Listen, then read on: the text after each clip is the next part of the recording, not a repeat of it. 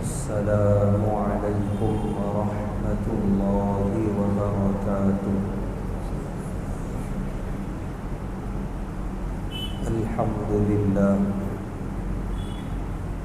الحمد لله نحمده ونستعينه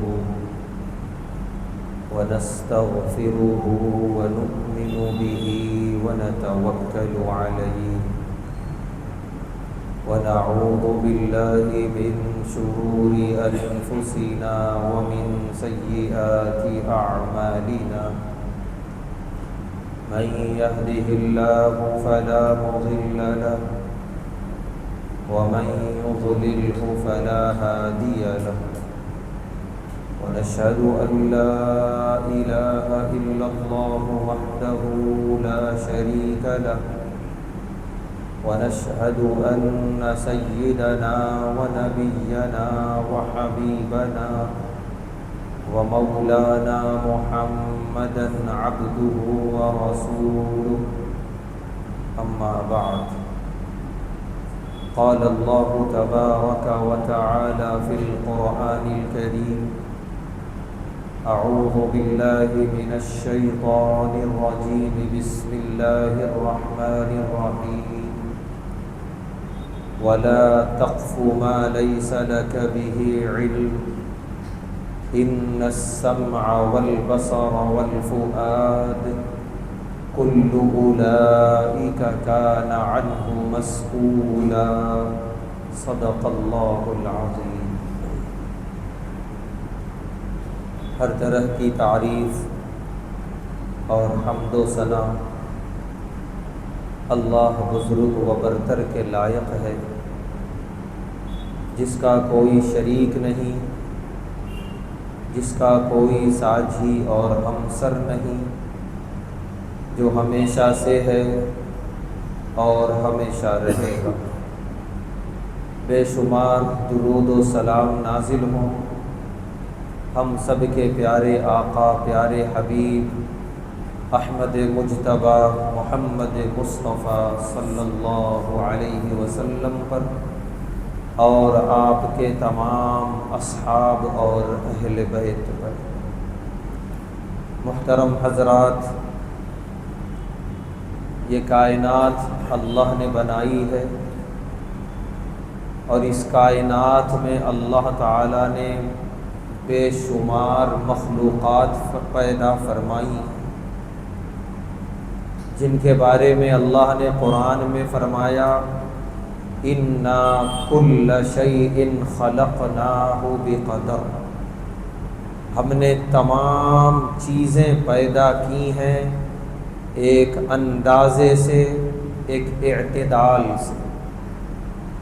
اس روئے زمین پر جتنی مخلوق اللہ نے بنائی ہے ویسی ہی بنائی ہے جتنی ضرورت تھی، اسی اعتدال کے ساتھ بنائی ہے اللہ نے جس اعتدال کا تقاضا تھا.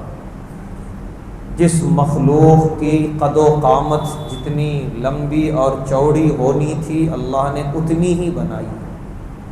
اگر اسے اس سے کم کر دیا جائے تو اس کا زندگی گزارنا مشکل ہو جائے، اس سے زیادہ کر دیا جائے تو اس کے لیے تکلیفیں بڑھ جائیں. تو جہاں جس چیز کو جس اعتبار سے اللہ نے بنایا وہی اس کے لیے تھا. اب اس سے ہٹ کے اس میں کوئی دوسرا طریقہ کار مفید نہیں، نقصان دہ ثابت ہو جائے. اسی طریقے سے اللہ تعالیٰ نے ہوائیں چلائی ہیں، پانیاں اللہ نے برسائے ہیں، رزق اللہ نے مہیا کیا ہے. یہ ساری چیزیں اللہ نے ایک اندازے سے اور ایک اعتدال سے تقسیم فرمایا.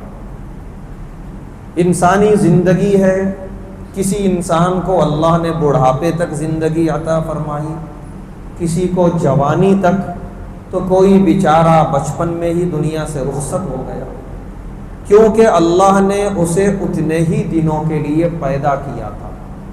اس کا رزق اللہ نے اس دنیا میں اتنے ہی دنوں کا رکھا تھا. اب اس سے ایک سانس بھی زیادہ وہ زندہ نہیں رہ سکتا تھا. یہ اللہ تبارک و تعالیٰ کی تقسیم ہے. جس تقسیم کے اندر کوئی بھی کیا اور کیوں کا سوال نہیں کر سکتا. جو کرے گا بے وقوف ہوگا، جو کرے گا احمق ہوگا. کسی شخص کی موت عین جوانی میں آ گئی، اس لیے آئی کہ اس سے ایک سانس زیادہ بھی اللہ نے اس دنیا میں لکھی ہی نہیں تھی. یہ چلنے والی ہوائیں جو ہم سانس لیتے ہیں، ان ہواؤں میں اس کی سانس کا حصہ ہی نہیں تھا. یہ رزق اور یہ پانی جو ہم کھاتے ہیں اور پیتے ہیں، اب اس کا حصہ اس میں ختم ہو چکا تھا. ساری دنیا مل کر بھی ایک سانس اگر اس کو زیادہ زندہ رکھنا چاہتی نہیں رکھ سکتی، کیونکہ اللہ نے پیدا ہی اس حساب سے کیا تھا. اِنَّا كُلَّ شَيْءٍ خَلَقْنَاهُ بِقَدَرٍ. اللہ فرما رہے ہر چیز ہم نے ایک اندازے سے، ایک اعتدال سے پیدا فرمائی ہے. چھوٹا سا پتنگا اگر اڑ رہا ہے، اللہ نے اس کو بنایا ہی اسی قد و قامت کے لیے. اگر ہمارے ذہن و دماغ میں یہ آئے کہ یہ بڑے جانور کی طرح ہوتا اور اڑتا تو اچھا لگتا، وہ ہمارے ذہن و دماغ میں یہ بات آ رہی ہے. اللہ کے اعتدال میں نہیں ہے، اللہ کے نظام میں نہیں ہے. اور نہ انسانوں کے چاہنے سے وہ چھوٹا پتنگا بڑا ہو سکتا ہے، نہ کوئی بڑا جانور طویل قد و قامت والا ہماری خواہش اور ہمارے چاہنے یا ہماری کوشش سے چھوٹا ہو سکتا ہے. نہیں ہو سکتا، کیونکہ اللہ نے اس کو اس اندازے سے پیدا فرمایا، اس کے مطابق اس کو جسم عطا فرمایا، جسم کے اندر اتنی طاقت عطا فرمائی، اتنا رزق مہیا فرمایا، اتنی زندگی اللہ نے مہیا فرمائی. ہر چیز ایک اندازے سے ہے، ایک اعتدال سے. اسی طرح اس روح زمین پر بسنے والے ہم انسانوں کو اللہ تعالیٰ نے جو رزق اور جو نعمتیں عطا فرمائی ہیں، یہ بھی اسی اندازے سے ہے، یہ بھی اسی اعتدال سے ہے. جس طرح اللہ کے کسی اور نظام میں کیا اور کیوں کا سوال بے وقوفی اور حماقت ہے، اسی طرح اس نظام میں انسانی زندگی میں کیا اور کیوں کا سوال اگر ہمارے ذہن و دماغ میں آ رہا ہے، سوائے حماقت اور بے وقوفی کے کچھ نہیں ہے. مثال کے طور پہ کسی کو اللہ نے بے انتہا دولت عطا فرمائی، اتنی دولت جس کی آدھی بھی ہمارے پاس نہیں ہے. اب ہم پڑے اس کے پیچھے، اتنی دولت کیوں آئی، اتنی دولت کہاں سے آئی، کیا کر رہا ہے. یہ سارے وہ سوالات ہیں، سوائے اپنی تباہی اور بربادی کے کچھ بھی نہیں. جس طرح اتنا بڑا سورج اللہ نے بنایا، کوئی آدمی اس روح زمین پر کھڑے ہو کے یہ کہہ دے کہ اتنے بڑے کی کیا ضرورت تھی، چھوٹا بھی رہتا تو کافی تھا. گزرنے والا کہے گا یہ دماغی اعتبار سے ذرا بیمار ہے، یہ شخص کیا ضرورت ہے اس کو یہ سوال کرنے کی. آسمان پہ چمکنے والے انتہائی خوبصورت مناظر، یہ ستارے رات کے اندر، کوئی اگر یہ کہہ دے کہ اتنے ستاروں کی کیا ضرورت تھی، چند بھی چمکتے تو کافی تھے، تو سننے والا یہی کہے گا کہ اپنے دماغ کا علاج کرا لو، زیادہ بہتر ہوگا. تم کو کیا مطلب ہے اس سے، وہ اللہ کا نظام ہے. بالکل اسی طرح یہ نظام ہے اللہ کا. کس انسان کو اللہ نے کتنا کیا دیا، وہ اللہ کی مرضی سے، اللہ کے انتظام سے. ہمیں اس انتظام میں کیا اور کیوں کے سوال کی قطعاً ضرورت نہیں ہے. کریں گے سوال، اپنی تباہی ہے، اپنی بربادی ہے. اسی لیے کیا خوب اللہ نے فرمایا، نحن قسمنا بینہم معیشتہم فی الحیات الدنیا. یہ جو دنیا کی معیشت ہے، کسی کو کوئی نعمت ہے، کوئی رزق ہے، اچھی اولاد ہے، اچھا گھر ہے، اچھی سواری ہے، کسی کو ذرا اس سے کم اچھا ہے، کسی کو اس سے بھی زیادہ اچھی چیزیں ملی ہیں. اللہ فرما رہے ہم نے تقسیم کی ہے، یہ ہماری تقسیم ہے. اور اللہ کی تقسیم 100% درست ہوتی. جو چیز جہاں جتنی ضرورت کے بقدر ہوتی ہے اتنی ہی ملتی ہے اللہ کی طرف سے. اس لیے اللہ نے دوسرے مقام پہ فرمایا سورہ بنی اسرائیل میں، وَلَا تَقْفُ مَا لَيْسَ لَكَ بِهِ عِلْمٌ. جس چیز کا تمہیں علم نہیں ہے اس کے پیچھے مت پڑو، اس کے ٹوہ میں مت پڑو. کہاں سے آئی اتنی دولت، کیوں چل رہا ہے اسی کا کاروبار، ہمارا کاروبار کیوں نہیں چل رہا ہے، کیوں اس کی زندگی میں اتنی خوشیاں ہیں، مسکراتا چہرہ ہے، کیوں ہماری زندگی میں اتنے غم ہیں. کیوں اس کی اولاد اتنا کما رہی ہے اور اتنے بیرون وطن میں اس کے دورے ہیں، ہماری اولاد کیوں نہیں آگے بڑھ رہی ہے؟ یہ سارے وہ سوالات ہیں۔ اللہ فرما رہے تمہیں علم نہیں ہے اس کا، کیوں میں نے کس کو کتنا دیا، کیوں میں کسی کو کم دے دیا، کسی کو زیادہ دے دیا، تمہیں علم نہیں ہے۔ اب اگر پیچھے پڑو گے تو جن نگاہوں سے تم پیچھے پڑ رہے ہو، نگاہیں اٹھا اٹھا کے اس کی دولت کی طرف دیکھ رہے ہو، جس زبان سے تم بول رہے ہو، غیبتیں کر رہے ہو، کیوں ملا اسے اتنا، اور جس دل میں تم بدگمانیاں رکھ رہے ہو، اللہ فرما رہے ان السمع والبصر والفؤاد، تمہارے یہ کان، تمہارے یہ دل، تمہاری یہ نگاہ، کل اولئک کان عنہ مسئولا، سب کے بارے میں سوال کیا جائے گا۔ کیا ضرورت تھی تمہیں دوسروں کے ٹوہ میں رہنے کی، دوسروں کے بارے میں سوالات کرنے کی، دوسروں کی نعمتوں پہ غلط نظر ڈالنے کی کیا ضرورت تھی؟ اسی لیے اللہ نے جہاں رکھا ہے، جس مقدار میں رکھا ہے، اللہ کے فیصلے پہ راضی رہے۔ کیا جملہ ارشاد فرمایا پیارے نبی صلی اللہ علیہ وسلم نے، وَارْضَ بِمَا قَسَمَ اللَّهُ لَكَ، اللہ نے اپنی تقسیم سے جو تمہیں دے دیا راضی ہو جاؤ، خوش ہو جاؤ۔ بلکہ دوسری حدیث میں تو یہ ہے شکر ادا کرو، کیونکہ اللہ اگر تول کے دے دیتے تمہاری عبادتیں، تمہاری شکر گزاریاں اور تمہاری جو نیک اعمال ہیں، اگر اس کو ایک پلڑے میں رکھ کے دوسرے پلڑے میں اللہ کی نعمتیں آتی، وہ بھی نہیں ملتا جو ملا ہوا ہے، وہ بھی نہیں آتا ہوتا جو آتا ہے۔ کون سے ہمارے اعمال اور کون سی ہماری عبادت اور کون سی ہماری شکر گزاری زندگی، ہر ایک میں کھوٹ اور کمی ہے، لیکن اللہ کی طرف سے عطا میں کوئی کمی نہیں ہے، اللہ کی طرف سے کھلانے پلانے اور خوشحالیوں میں الحمدللہ کوئی کمی نہیں ہے۔ تو اگر تول کے مل جاتا تو کچھ بھی نہیں ملتا۔ تو اسی لیے دوسری حدیث میں یہ ہے کہ شکر ادا کرو، اوقات سے زیادہ ملا، اور جو مل گیا اس پہ راضی ہو جاؤ۔ پیارے نبی صلی اللہ علیہ وسلم کا ارشاد مبارک ہے، کامیاب ہو گیا وہ شخص من رزقہ اللہ کفافا، جس کو اللہ تعالی نے کافی رزق عطا فرمایا۔ کافی رزق مطلب یہ ہے، علماء نے لکھا ہے، جس سے زندگی کی ضرورتیں پوری ہو رہی ہیں، بھوک مٹ رہی ہے، رہنے کو چھت نصیب ہے، لباس ہے جسم پر ستر چھپانے کو، یہ جو زندگی کی ضروریات ہیں اگر یہ ملی ہوئی ہیں، اگر یہ پوری ہو رہی ہیں، اتنا رزق اللہ نے دیا اور اتنا ہر ایک کو دیتے ہیں اللہ تعالیٰ، ضرورت پوری کرنے کی ذمہ داری اللہ نے لی ہے۔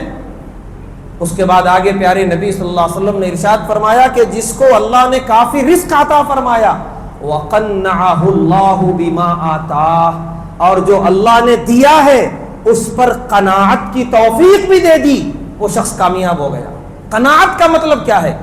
جس حال میں بندہ ہے اللہ کی تعریف کرے، الحمدللہ، اے اللہ آپ نے جس حال میں رکھا ہے ساری تعریف آپ کے لیے ہے، ورنہ یہ میں اس لائق بھی نہیں تھا۔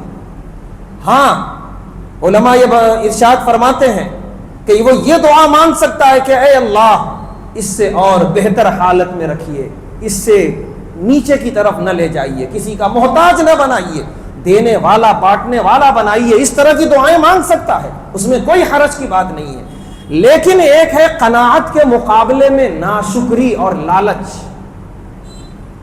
وہ یہ ہے کہ جس حالت میں اللہ نے رکھا ہے اسی پہ راضی نہیں ہے، یہ تو بہت کم ہے، اتنا نہیں اور ہونا تھا، اور چاہیے تھا، فلاں کو دیکھو اتنا ہے، فلاں کو دیکھو اتنا ہے، میرے پاس تو اتنا ہے ہی نہیں۔ جب بھی اپنی نعمتوں کو دیکھے حقیر نظروں سے دیکھے، جب بھی اللہ کی عطا کو دیکھے جو اللہ نے اسے عطا فرمایا ہے حقیر نگاہوں سے دیکھے، کمتر سمجھے ہمیشہ، اور ہمیشہ دوسروں پہ نگاہ ہو، ہمیشہ ناجائز خواہشات دلوں میں ہو کہ اتنا مل جائے کہ میں یہ بھی کر لوں، میں وہ بھی کر لوں، میری یہ بھی خواہش کی تکمیل ہو جائے۔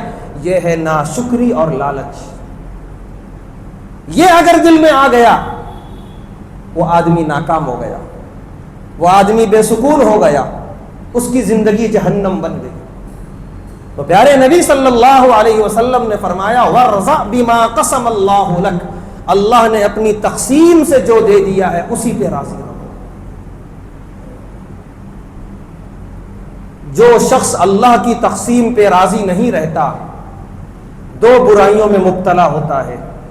پہلی ہے وہی جس کا ابھی ذکر آیا، لالچ، اور دوسری برائی ہے حسد۔ لالچ انسان کو کہیں کا نہیں چھوڑتی، تباہ و برباد کر دیتی ہے۔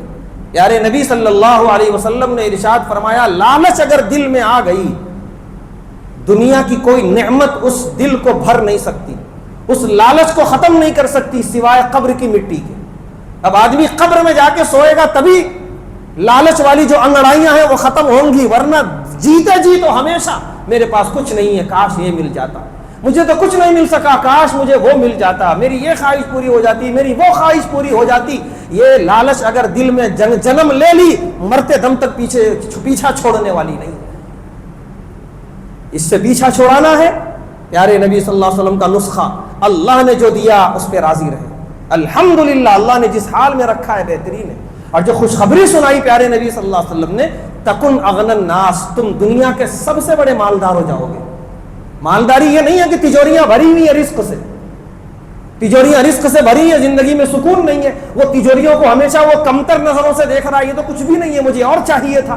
تو ایسی تجوریاں بھرنے سے، بینک بیلنس بھرنے سے فائدہ کیا ہے کہ جس میں دل ہی نہیں بھر رہا ہے؟ وہ سب سے بڑا فقیر ہے کہ جس کے پیچھے ہمیشہ لالچ پڑی ہوئی ہے۔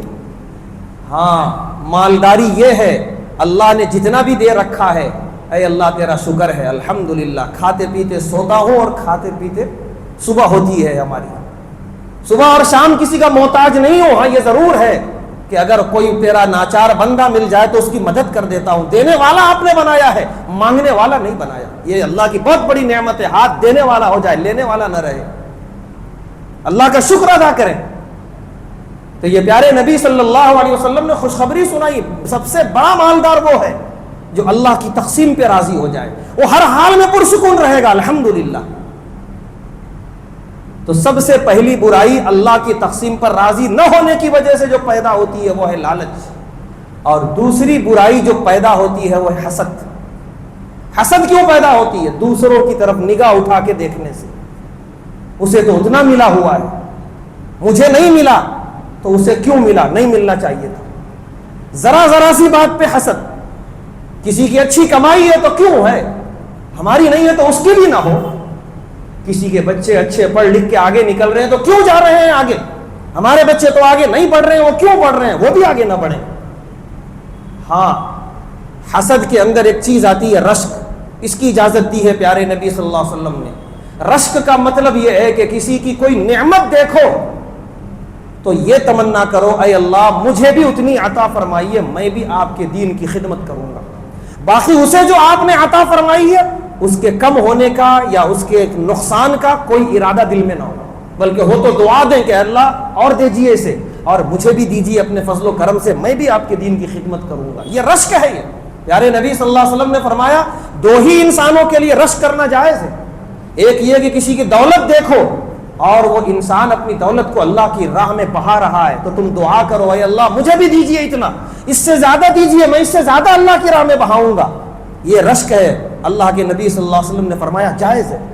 دوسرا شخص آپ نے فرمایا کہ جس کو اللہ نے علم دین عطا فرمایا ہے اور وہ علم دین سے انسانیت کی خدمت کر رہا ہے، لوگوں کو مسائل بتا رہا ہے، لوگوں کے درمیان صلح صفائی کرا رہا ہے، قرآن و حدیث کی روشنی میں فیصلے کر رہا ہے، یہ ساری باتیں ارشاد فرمائی پیارے نبی صلی اللہ علیہ وسلم نے۔ تو پیارے نبی صلی اللہ علیہ وسلم نے فرمایا اس کو دیکھ کے دل میں یہ تمنا کرنا اور یہ دعا کرنا کہ اے اللہ مجھے بھی ایسا علم دیجیے، میں بھی ایسی خدمت کروں گا، یہ رشک جائز ہے۔ تو یہ رشک ہے، یہ جائز ہے۔ حسد یہ ہے کہ سامنے والے کی نعمت کیوں ہے اس کو کم ہونے کی تمنا کرنا، ختم ہونے کی تمنا کرنا، یہ ہے حسد۔ اس کی اجازت نہیں ہے اسلام کے اندر۔ پیارے نبی صلی اللہ علیہ وسلم نے سختی کے ساتھ اس سے منع فرمایا۔ اس روح زمین پر بلکہ آسمان پر سب سے پہلا حاسد ابلیس، جب وہ اللہ کے پاس تھا اور اس نے حسد کیا تھا حضرت آدم علیہ السلام سے، اسجد لمن خلقت طینا، کہ اے اللہ میں کیوں سجدہ کروں اس مخلوق کے سامنے جس کو آپ نے مٹی سے بنایا، یعنی وہ مٹی سے بنا ہوا ہے، پھر اس کا مقام کیوں اتنا، اس کا وہ اتنے مقام کا مستحق نہیں ہے، وہ مٹی سے بنا ہوا ہے، اسے نیچے ہونا چاہیے۔ ہم آگ کے اور فرشتے نور کے بنے ہوئے ہیں، ہمارا مقام اونچا ہونا چاہیے۔ یہ حسد ہے۔ پھر اس کے بعد وہ تکبر میں مبتلا ہوا، پھر وہ اللہ کی نافرمانی کا مرتکب ہوا، پھر اسے ہمیشہ کے لیے اللہ کے دربار سے بھگا دیا گیا۔ تو جس چیز نے ابلیس کو ہمیشہ کے لیے شیطان ملعون بنا دیا وہ چیز تھی حسد۔ کسی سے بھی حسد کی کوئی ضرورت نہیں ہے۔ اسی لیے اللہ تبارک و تعالیٰ نے سورہ فلق کی آخری آیت میں فرمایا وَمِن شَرِّ حَاسِدٍ إِذَا حَسَدَ، دعا مانگو اللہ سے کہ اے اللہ میں آپ کی پناہ مانگتا ہوں حاسدین کے حسد سے اور ان کے شر سے۔ اس کا مطلب حاسد شخص اچھا انسان نہیں ہوتا، وہ شریر ہوتا ہے جس کے شر سے بچنے کے لیے پناہ منگوائی اللہ تعالیٰ نے، دعا منگوائی ہے۔ تو لہذا حاسد اور اس کے دل میں پیدا ہونے والا حسد یہ ایک زہر ہے، ایک مرض ہے، ایک بیماری ہے، اس سے دوری اختیار کی جائے، اس سے بچنے کی دعائیں مانگی جائیں۔ وَمِن شَرِّ حَاسِدٍ إِذَا حَسَدَ، اور جس شخص سے حسد کیا جا رہا ہے علماء نے لکھا ہے کہ وہ دو کام کرے۔ پہلا تو اللہ کا شکر ادا کرے کہ اے اللہ مجھ سے حسد ہو رہا ہے، اس کا مطلب آپ نے کچھ مجھے دے رکھا ہے، جسے کچھ نہیں ملا اس سے کون حسد کرے گا، اس سے کون جلے گا؟ جس سے جلا جا رہا ہے، حسد کیا جا رہا ہے، اس کا مطلب اللہ نے اس کو کوئی نعمت سے نوازا ہے، تبھی تو دیکھنے والے حسد کر رہے ہیں، جل رہے ہیں۔ اللہ کا شکر ادا کرے کہ اے اللہ آپ نے مجھے کوئی نعمت تو ضرور دی ہے۔ سب سے زیادہ حاسد پیارے نبی صلی اللہ علیہ وسلم کے تھے اس دنیا میں، کیونکہ سب سے بڑی نعمتیں اللہ نے آپ کو عطا فرمائی تھی، سب سے بڑا مقام آپ کا تھا اس دنیا کے اندر۔ تو ہمارے بھی کوئی حاسد پیدا ہو گئے، اللہ کا شکر ہے، کچھ تو نعمت آپ نے دے رکھی ہے، اللہ کا شکر ادا کریں۔ دوسرا، اس حاسد کے حسد اور شر سے بچنے کی دعاؤں کا اہتمام کریں صبح و شام، صبح اور شام، صبح نماز فجر سے فارغ ہونے کے بعد، شام میں نماز مغرب سے فارغ ہونے کے بعد حدیث پاک میں ہے درود شریف پڑھ کر 3 مرتبہ سورہ فلق سورہ ناس پڑھا جائے اور پڑھ کے اپنے اوپر دم کر لیا جائے۔ کسی کا حسد اور حسد کی وجہ سے کچھ بھی کی ہوئی کوئی حرکت انشاءاللہ کوئی نقصان نہیں پہنچائے گی۔ اسی طرح اپنے ملازمت کی جگہ پہ تجارت اچھی چل رہی ہے، کاروبار اچھا چل رہا ہے، اللہ اور اچھا چلائے، لیکن حاسدین کا حسد ہوتا ہے اور حسد بہت دور تک لے چلا جاتا ہے آدمی کو، دشمنی میں، جلن میں، گھٹن میں۔ تو اس کے ہر ایسی حرکتوں سے اور شیطانی حرکتوں سے بچنے کے لیے چاہیے کہ اپنی دکان پر صبح و شام ان 2 سورتوں کو درود شریف کے ساتھ پڑھنے کا اہتمام کریں۔ ایک باٹل پانی میں دم کر کے اس پانی کو دکان میں چھڑک دے، انشاءاللہ کسی کے حاسد کے حسد کا کوئی نقصان نہیں ہوگا۔ تو یہ 2 کام ضرور کرے وہ شخص جن سے حسد کیا جا رہا ہے۔ ایک تو یہ کہ اللہ کا شکر ادا کرے کہ کوئی نعمت ہے تبھی تو حسد ہو رہا ہے، دوسرا یہ ہے کہ اب آئندہ اس کے شیطانی حرکت ہمیں کوئی نقصان نہ پہنچائے، اس سے بچنے کے لیے یہ کام کرے۔ اللہ نے قرآن میں سوال کیا ام یحسدون الناس علی ما آتاہم اللہ من فضلہ، کیا حسد کر رہے ہو تم لوگ میری دی ہوئی نعمت پہ؟ علی ما آتاہم اللہ من فضلہ، اللہ نے اپنے فضل سے اگر کسی کو کچھ دے دیا، اور دیا سب کو ہے، لیکن کسی کا کچھ زیادہ دکھ جاتا ہے لوگوں کو، اللہ فرما رہے کیا اس پہ تم کو حسد ہو رہا ہے؟ آخر میں آیت کی اللہ نے فرمایا وَكَفَى بِجَهَنَّمَ سَعِيرًا، ایسے لوگوں کا ٹھکانہ جہنم ہے، جہنم ہی کافی ہے ایسے لوگوں کے لیے۔ پیارے نبی صلی اللہ علیہ وسلم نے ارشاد فرمایا کہ ایک برائی بتاؤں جو نیکیوں کو مونڈ دینے والی ہے، صاف کر دینے والی، جیسے حجام بالوں کو صاف کر دیتا ہے۔ اور آگے فرمایا پیارے نبی صلی اللہ علیہ وسلم نے، میں یہ نہیں کہتا کہ وہ سر کے بالوں کو صاف کرنے والی ہے، وہ تمہارے نیکیوں کو صاف کر دینے والی ہے، مٹا دینے والی ہے۔ صحابہ نے فرمایا اے اللہ کے رسول صلی اللہ علیہ وسلم کون سی برائی ہے؟ آپ نے فرمایا البغض والحسد، دشمنی اور حسد۔ یہ 2 برائیاں ہیں، دشمنی اور حسد، اور ایک لالچ جس کا تذکرہ آیا۔ یہ وہ برائیاں ہیں جو انسان بیٹھے بیٹھے اپنے دل میں پیدا کرتا ہے، یہ کہیں سے آتی نہیں ہے، یہ خود پیدا کرتا ہے۔ ملی ہے کسی کو نعمت، دے رہے ہیں اللہ کسی کو، اور خواہ مخواہ کا یہ اپنی جگہ پہ بیٹھے بیٹھے کیوں مل رہا ہے اسے، آخر کیوں وہ بندہ آگے بڑھ رہا ہے، آخر کیوں اس کو نقصان نہیں ہوتا، وہ پیچھے کی جانب کیوں نہیں آتا، یہ کیا اور کیوں کا سوال کر کے حسد اپنے اندر پیدا کر کے خود بخود گنہگار ہوتا چلا جاتا ہے۔ اور ایسا گناہ پیارے نبی صلی اللہ علیہ وسلم فرما رہے نیکیوں کو مٹا کے صاف کر دیتا ہے بالکل۔ گھر بیٹھے اپنی نیکیوں کو تباہ کرنے والا کام، گھر بیٹھے اپنے اندر گھٹن اور جلن پیدا کر کے اپنی زندگی کو بے سکون کر دینے والا کام کسی کا حسد دل میں پیدا کر لو، اس سے بڑا بے وقوف، اس سے بڑا احمق اس روئے زمین پر کوئی نہیں ہے۔ پرسکون انسان وہ ہے جو یہ کہتا ہے ساری تقسیم اللہ کی ہے۔ جب ہم اللہ کے اور نظام میں کیا اور کیوں کا سوال نہیں کرتے اور کریں گے تو بے وقوف کہلائیں گے، تو اس نظام میں ہم کیا اور کیوں کا سوال کرنے والے کون ہوتے ہیں؟ جسے اللہ نے جس حال میں رکھا ہے وہ اللہ کی اپنی مرضی ہے، وہ اللہ کی تقسیم ہے، لہذا ہمیں کوئی ضرورت نہیں ہے اس میں کیا اور کیوں کا سوال کرنے کی. اللہ جسے دیا ہے اللہ اور دے, اللہ فلاں کو فلاں چیز دی ہے اللہ اور دے. اللہ نے مجھے جو دیا ہے میں اسی میں خوش ہوں اور اللہ کا شکر گزار ہوں. اسی لیے علماء نے ایک بات لکھی ہے کہ اللہ نے جس میدان میں رکھا ہے زندگی کے وہ من جانب اللہ ہے. اسی میدان کو اللہ کی طرف سے چنا ہوا میدان سمجھیں, اسی میں پورے خلوص کے ساتھ محنت کریں اور آگے بڑھتے رہیں. دائیں اور بائیں دیکھنے کی ضرورت نہیں ہے. کوئی آدمی کسی کاروبار سے منسلک ہے اور بار بار نظریں اٹھا کے دوسرے کاروبار کو دیکھ رہا ہے, فلاں بندہ وہ دوسرے کاروبار میں بہت زیادہ کما رہا ہے, لہذا اس کو چھوڑا جائے. یہ غلط, بہت غلط فیصلہ ہے. یہ ہمیں اللہ نے جہاں رکھا ہے وہ اللہ کا انتظام ہے, یہ پورا نظام اللہ کا ہے. اگر کسی کاروبار میں بہت زیادہ آمدنی ہے, ساری دنیا کے انسان اسی میں لگ گئے, تو پھر دنیا کے اور کام کیسے ہوں گے؟ یہ دنیا سارے کاموں کا مرکب ہے. کسی کا کاروبار گھروبار سے منسلک ہے, کسی کا کاروبار انسانی جسم سے منسلک ہے, وہ ڈاکٹر اور معالج ہے. کسی کا کاروبار کھانے اور پینے کی چیزیں بیچنا ہے, تو کسی کا کام دینی خدمات کرنا ہے. ہر ایک اپنے اپنے میدان میں ہے, سب کو اللہ نے رکھا ہے. اب خواہ مخواہ کا اپنے میدان کو نیچی نظر سے دیکھنا, اس میں بیکار میں لگ گیا. کیا ضرورت تھی اس میں لگنے کی, کاش میں اس میں چلا جاتا. حالانکہ اس میں رزق مل رہا ہے, اس کی ضرورتیں پوری ہو رہی ہیں, اس کے بیوی بچے کھا رہے ہیں پی رہے ہیں. ہاں بہت نقصان کا شکار ہے, بہت ہی زیادہ پریشان حال ہے, تو ایک الگ بات ہے. لیکن اللہ کی طرف سے دیا ہوا رزق کافی مل رہا ہے. خواہ مخواہ کا اس کو حقیر نظر سے دیکھ کے, اس کو چھوڑ کے دوسرے میدان میں قدم رکھنا, اپنے پیر پہ کلہاڑی مارنا ہے. اس سے پہلے بھی بات آئی تھی کہ پہلے اس کاروبار کو مضبوط رکھتے ہوئے اس کو چھوڑے بغیر جتنے کاروبار میں طاقت آزمائی کرنی ہے کر لی جائے, لیکن حقیر نظر سے اس کاروبار کو چھوڑ کے دوسری طرف دوڑنا, یہ اپنے پیر پہ کلہاڑی مارنا ہے. نہ ادھر کے رہیں گے نہ ادھر کے رہیں گے. یہ ہوتا ہے لالچ کی وجہ سے, یہ ہوتا ہے دوسروں کی دولت دیکھ کر حسد کی وجہ سے. وہ کیوں آگے جا رہا ہے, مجھے بھی جانا چاہیے. تو اسی لیے ضرورت اس بات کی ہے کہ اللہ نے جہاں رکھا ہے, جس حال میں رکھا ہے, پہلے اللہ کا شکر ادا کریں. اس کے بعد اس میدان میں پوری لگن کے ساتھ محنت کریں, پورے خلوص کے ساتھ حلال محنت کریں. پھر انشاءاللہ اللہ وہاں تک پہنچائے گا جہاں ہم تصور بھی نہیں کر سکتے تھے. اور دائیں بائیں دیکھنے کی ضرورت نہیں ہے. دائیں بائیں دیکھیں گے حسد دل میں پیدا ہوگا, خواہ مخواہ کا دوسروں کی ٹوہ میں پڑیں گے, کہاں سے آ رہا ہے, کیوں آ رہا ہے, کیسے آ رہا ہے. لالچ پیدا ہوگی دل میں, بدگمانیاں پیدا ہوں گی, زبان بھی گنہگار ہوگی, آنکھ بھی گنہگار ہوگا, دل بھی گنہگار ہوگا. اور اللہ نے فرمایا کل اولئک کان عنہ مسئولا, ان سارے اعضاء کے بارے میں سوال کیا جائے گا. اسی لیے پرسکون زندگی گزارنا ہے تو بہترین یہ ہے کہ ہم اپنی زندگی میں اپنی جگہ خوش رہیں اور دوسروں کو دعائیں دیتے رہیں.